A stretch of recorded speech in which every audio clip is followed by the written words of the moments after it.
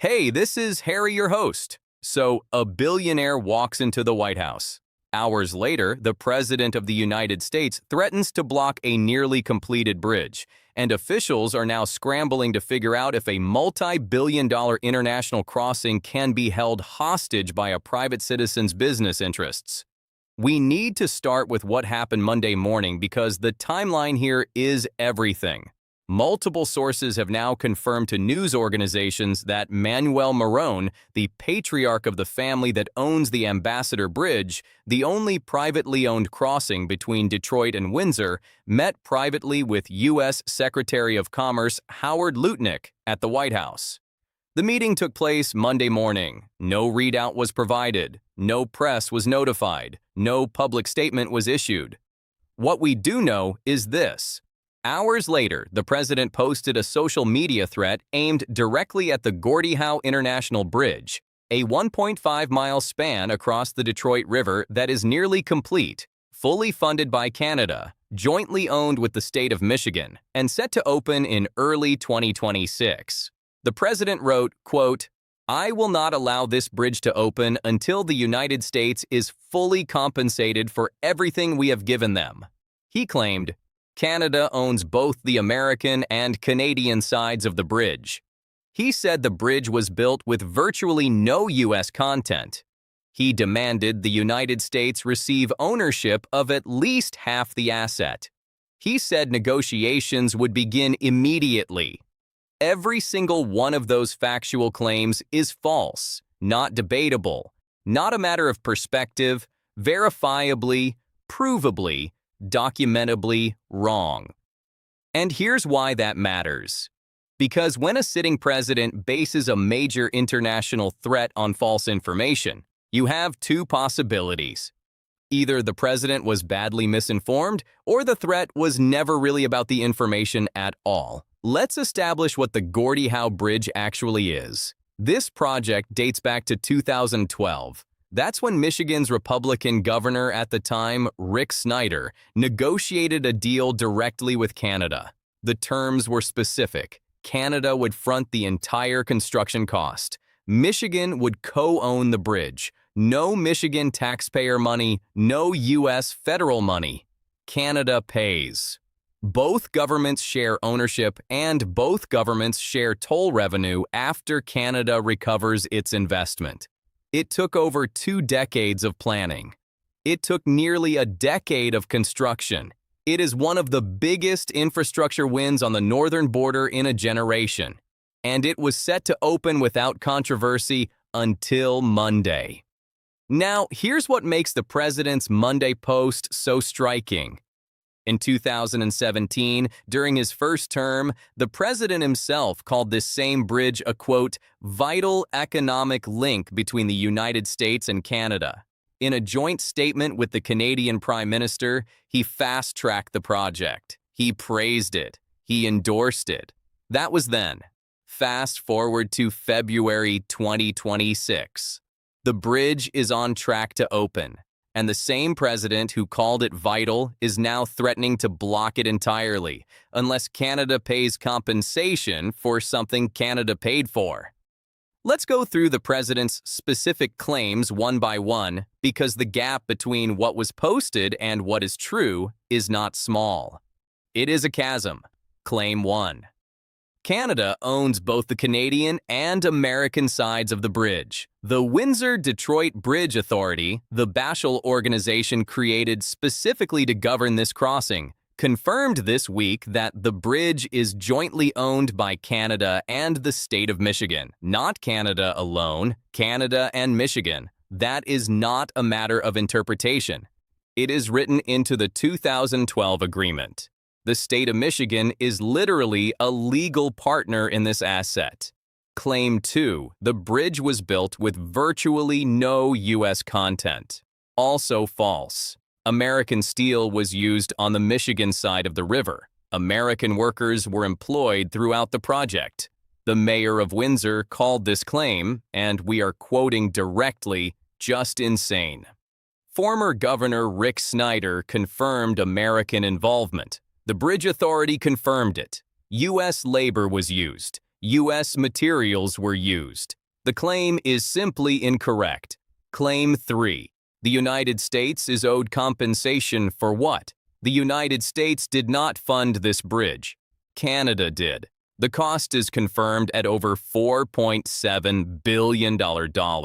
No American federal dollars were spent. No American taxpayer funded this.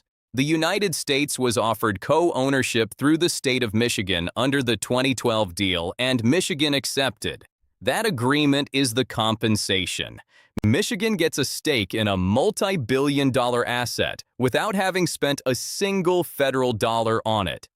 Canadian Prime Minister Mark Carney spoke directly with the president this week to walk through these facts.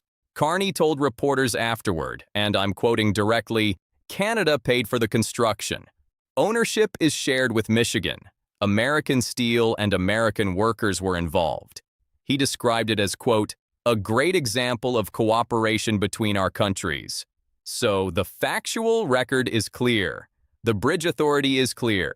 Michigan's governor's office is clear. Canadian officials are clear. Even the Republican former governor who negotiated the deal is clear. And yet, the threat remains on the president's social media feed. Now, let's talk about the Ambassador Bridge, because you cannot understand what happened Monday without understanding what is at stake for the family that owns it. The Ambassador Bridge was built in 1929.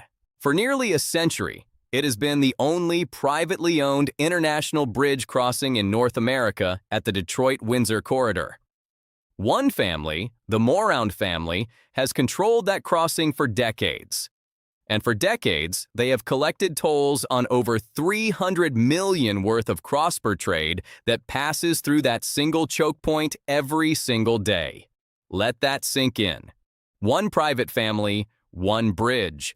$300 million a day. The Gordie Howe Bridge changes everything. It is publicly owned. It will offer lower tolls because it does not need to generate profit for a private owner. It needs to recover Canada's construction costs and operate efficiently. When it opens, commercial trucks will have a choice. Passenger vehicles will have a choice. The monopoly breaks, and the Morround family has known this was coming for over a decade. Let's go to the record. In 2012, the same year Governor Snyder negotiated the Gordie Howe deal with Canada, the Morround family spent more than $33 million on a Michigan ballot initiative designed specifically to kill the project. $33 million. Voters rejected it by nearly 20 percentage points, 59 to 41. The family then pursued legal challenges all the way to Canada's Supreme Court. They lost. They lobbied state politicians. They lobbied federal politicians. They donated hundreds of thousands of dollars to political campaigns across both parties, but heavily to Republicans. And then this week, according to multiple confirmed reports, Manuel Maroon walked into a meeting at the White House with the Secretary of Commerce. Hours later, the President of the United States posted a threat that, if carried out, would protect that family's monopoly indefinitely. Now, the White House is not confirming that the two events are connected. The press secretary said Tuesday that the president was, quote, defending American interests and taking issue with Canada's land ownership on the U.S. side of the bridge. That is the administration's stated position. But here is the problem with that position. The factual claims underpinning it are false. Canada does not own the U.S. side. The land on the U.S. side is owned by the state of Michigan. That is not a gray area. That is not a negotiation point. It is a contractual fact. So either the president posted a major international threat based on information that was factually incorrect, which raises serious questions about how policy is being developed, or the threat was never primarily about those facts to begin with. Neither option is good. Let's talk about what happens if this threat actually materializes. The president has not specified any mechanism for how the bridge would be blocked. The press secretary doubled down Tuesday but offered no specifics. The Bridge Authority says the project remains on track for opening in early 2026. Canada says it remains on track. Michigan's governor says the bridge is going to open. So, what exactly is the lever here? Here is what officials in Michigan are now saying privately. Blocking the Gordie. How bridge does not hurt Canada first. It hurts Michigan first. It hurts Ohio first. It hurts the entire Midwestern auto supply chain. First, the Windsor-Detroit trade corridor handles over $300 million in commerce every single day. Cars built in Michigan and Ontario move parts across that border multiple times before a vehicle is finished. That is not an abstraction. That is factory floors, that is truck drivers, that is part suppliers, that is dealership inventory. If the Gordie Howe Bridge is blocked, that commerce does not disappear. It gets rerouted back to the only crossing that remains open, the Ambassador Bridge, the private bridge, the monopoly. Both of Michigan's Democratic senators came out forcefully against the threat this week. One called it, quote, economic sabotage against Michigan. The other said the president was, quote, punishing Michiganders for a trade war he started. But here is what made headlines in Michigan specifically. Former Governor Rick Snyder, the Republican who negotiated the original bridge deal in 2012, published an op-ed this week directly addressing the president's threat, and his assessment was devastating. Snyder wrote that blocking the bridge would, quote, primarily harm Americans and would create exactly one winner. One winner. Not the United States, not Michigan, not workers, not manufacturers, one family, one private bridge, one monopoly restored. That is a former Republican governor of a swing state writing in plain English that a sitting Republican president's policy would primarily benefit one political donor. And let's talk about those donations, because this is not speculative. Financial records confirm that the Moreround family has donated more than $65,000 to the president's campaign and affiliated committees. That is on top of decades of political spending at the state and federal level, specifically aimed at blocking competition to their bridge. Now, $65,000 is not a massive sum in presidential politics, but it is not the dollar amount that matters. It is the access. It is the meeting. It is the sequence of events that moves from a private billionaire in the White House to a cabinet secretary to a presidential social media post in a single afternoon. That is not how trade policy is supposed to work. Now the White House has attempted to broaden the rationale for the threat. Officials are now pointing to Canada's recent moves toward China, and this part is real. Earlier this year, Prime Minister Carney visited Beijing. Canada and China announced what they called a new strategic partnership. Canada moved to ease some tariff restrictions on Chinese electric vehicles. China indicated it would reduce barriers on Canadian canola, lobster, and peas.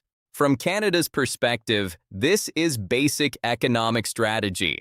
If your largest trading partner starts an unpredictable trade war, imposes tariffs, threatens annexation, weaponizes economic tools, you start building alternative relationships, you diversify, you reduce exposure, you protect your own economy.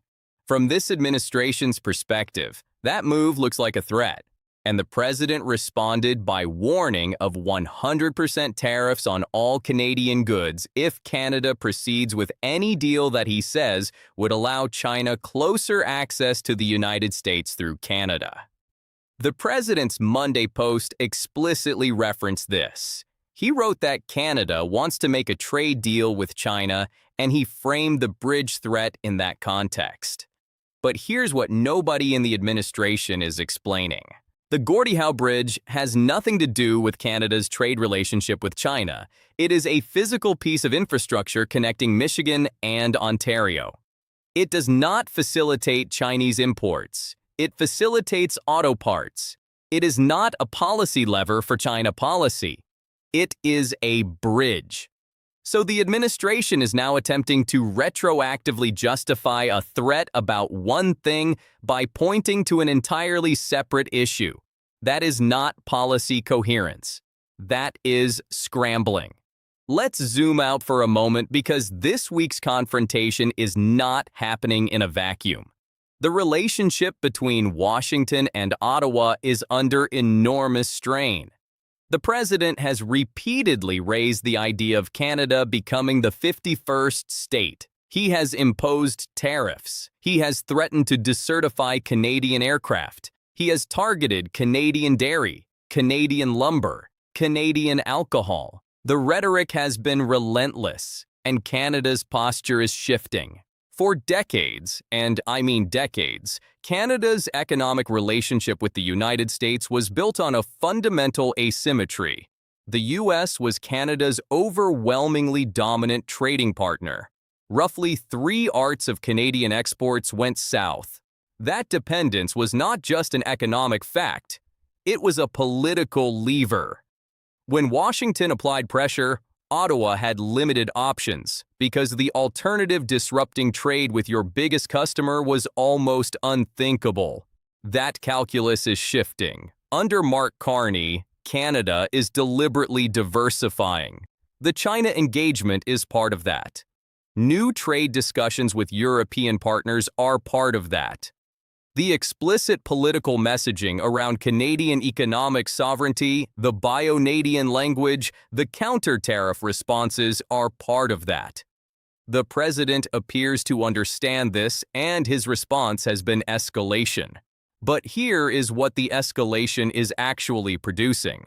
Every threat, every false claim, every demand for compensation on a bridge Canada built, each one accelerates the diversification it claims to oppose. Canada does not need to be convinced to look for alternative partners when its primary partner is posting social media threats about blocking bridges and calling for annexation. The case makes itself, Ontario Premier Doug Ford put it plainly this week. His message to the federal government, and I am paraphrasing here, do not roll over. Do not give in to threats built on incorrect information. Canada did not take advantage of the United States, and accepting that framing as the baseline for negotiations would be a strategic and factual concession that Canada does not owe. Ford also said something important about credibility. He questioned openly whether the threat would actually materialize, not because of goodwill, because of political self-interest. Blocking the Gordie Howe Bridge does not just hurt Canada. It directly hits Michigan's auto supply chains. It raises costs for American businesses.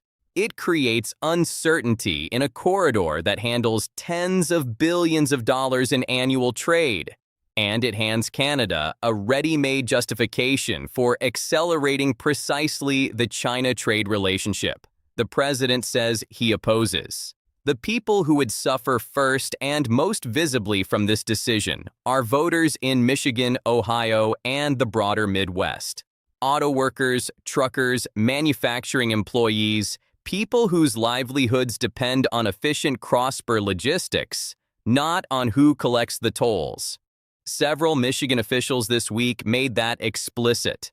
The governor's office, state senators, former governors. This is not abstract. This is supply chains. This is factory floors. This is prices at the dealership. The Gordie Howe Bridge was supposed to be a solution to border congestion that costs American businesses money every single day. Blocking it makes that problem worse. Now, let's talk about what happens next. The USMCA, the United States, Mexico, Canada agreement, the trade deal renegotiated during the first Trump term, is up for review. Both sides know that review is coming. The administration has now added a major piece of border infrastructure to the negotiating pile. Infrastructure that primarily serves American economic interests if it functions and primarily hurts American interests if it does not. Prime Minister Carney told reporters this week that the bridge dispute will be resolved. He said it calmly, factually, without escalation. He said it like a man who understands that the other side's position does not hold up under scrutiny, and who knows the timeline and leverage better than the headlines suggest. And here is what that leverage looks like. Canada has already spent $4.7 billion on this bridge. It is nearly complete. It is set to open in early 2026. The only thing standing in its way now is a presidential threat with no clear legal mechanism, no factual basis, and no identified path to implementation. The Windsor-Detroit Bridge Authority confirmed this week that construction continues. The timeline holds. The opening date holds. Michigan's governor said, and I quote, "The bridge is going to open." So, what exactly did Monday's threat accomplish? It generated headlines. It put Canada on notice that any project, any trade decision, any diplomatic choice can become a flashpoint at any moment for any reason. It demonstrated that unpredictability is itself a form of leverage, but leverage has a shelf life, and it decays faster when the claims behind it collapse this quickly. The mayor of Windsor called the president's claim insane. A former Republican governor called the threat primarily beneficial to one private family. Both Michigan senators condemned it as harmful to their own state. Canada's prime minister calmly walked through the factual record on a phone call with the president and told reporters afterward that it will be resolved. That is not the posture of a country that feels cornered. So, here is where we are tonight. A nearly complete international bridge fully funded by Canada, jointly owned with the state of Michigan, set to open in less than a year, is now at the center of a political firestorm, ignited by false claims and timed to a private meeting with a billionaire who stands to lose a monopoly if the bridge opens. The administration has not explained the discrepancy between the president's claims and the factual record. It has not identified a mechanism for blocking the bridge. It has not walked back the threat. It has doubled down. Canadian officials are projecting calm. Michigan officials are projecting defiance. The Bridge Authority is projecting normally. And the family that owns the Ambassador Bridge is not projecting anything at all. But the question that is now being asked in Ottawa, in Lansing, in Detroit, and increasingly in Washington is not whether this threat is real. It is whether the presidency is being used to solve a private business problem. Because when a policy decision can be traced from a private meeting to a cabinet secretary to a presidential social media post in the span of a single afternoon, and when the primary beneficiary of that decision is the man who was in that private meeting, the line between trade negotiation and something else entirely becomes very hard to see. The bridge is going to open. That much is clear from everyone actually responsible for building it and operating it. What is not clear is how many more threats, how much more uncertainty, and how many more false claims will be deployed between now and then. And what is not clear is whether this is the last time a private meeting with a donor produces a presidential threat dressed in the language of national grievance. A billionaire walked into the White House Monday morning. Hours later, the President of the United States posted a threat based on claims that are demonstrably false. And tonight, that threat remains active. Please hit the bell icon and subscribe my channel for daily updates.